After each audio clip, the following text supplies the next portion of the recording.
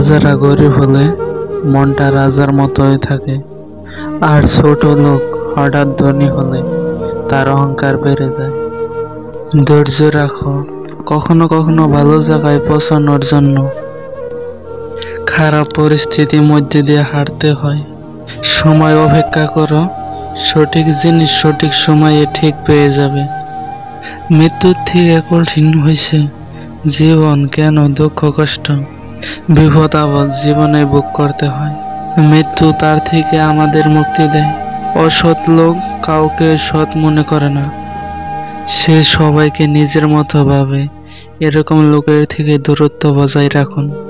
তুমি যখন ভালো কিছু করবে তখন অনেকেই তোমাকে দেখে হাসবে, তারপর তোমাকে দেখে হিংসা করবে, তারপর তোমাকে বাধা দেবে, তারপর তুমি সফল হবে। আপনার প্রিয় মানুষটাকে এই 3টি প্রশ্ন করুন, তাহলেই বুঝতে পারবেন সে আপনাকে কতটুকু ভালোবাসে। নাম্বার 1, তুমি আমাকে কেন ভালোবাসো? নাম্বার 2, একদিন যদি আমার সবকিছু চলে যায় তাহলে তুমি কি আমার পাশে থাকবে?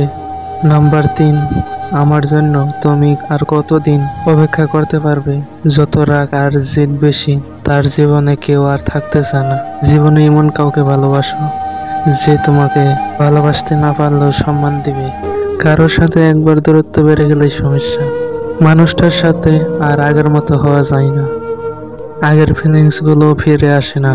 দূরত্ব খারাপ জিনিস। কেউ ভুল বুঝলে এখন আর কথা বাড়াতে ইচ্ছা হয় না। যে যা বোঝার বুঝে বসে থাকো। নিজেকে কখনো খারাপ ভাববেন না, কারণ বদনাম করার জন্য প্রতিবেশী, আত্মীয় স্বজন, বন্ধু বান্ধব তো আছেই। সব কথায় পাল্টা জবাব দিতে নেই। কিছু জবাব জানা থাকলেও চুপ থাকাটাই শ্রেয়। মেয়েদেরও চিন্তা হয়।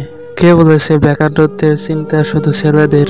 আমার মতন মেয়েদের জিজ্ঞাসা করো, যার মাথার উপর কোনো ভাইয়ের হাত নেই, বাবার মতো বয়স বাড়ছে।